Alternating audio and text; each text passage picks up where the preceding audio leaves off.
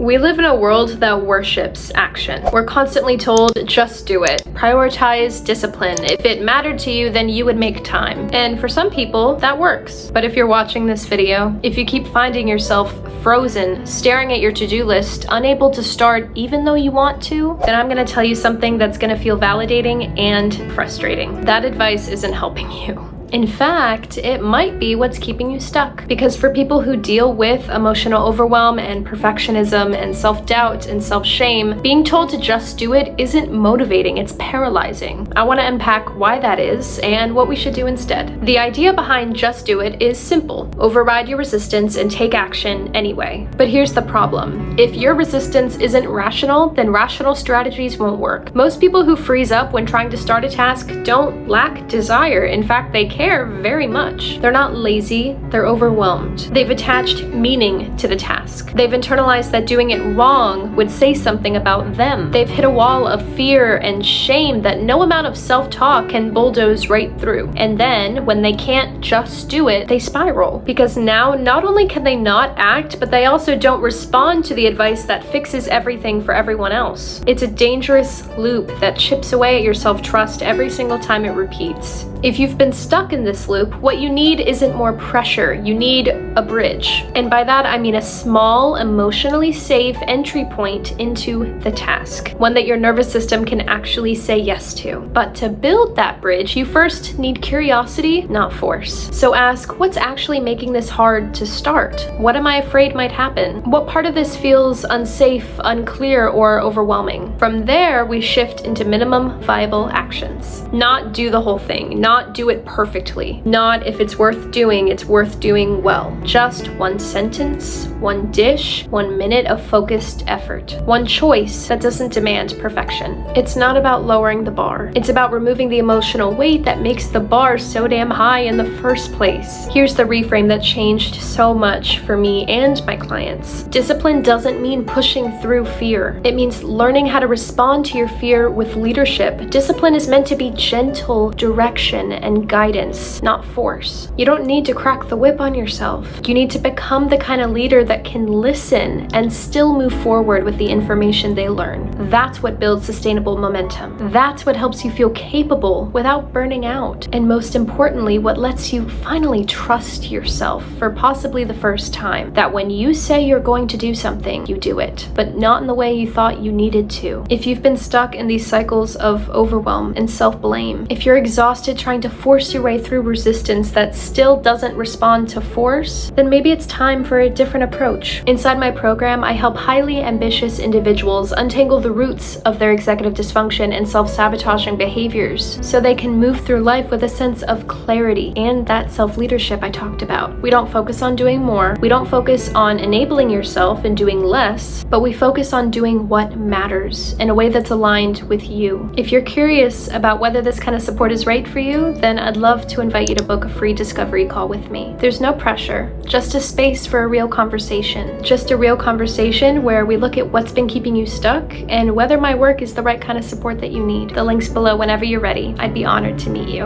And as always, stay in this corner of the internet as long as you need.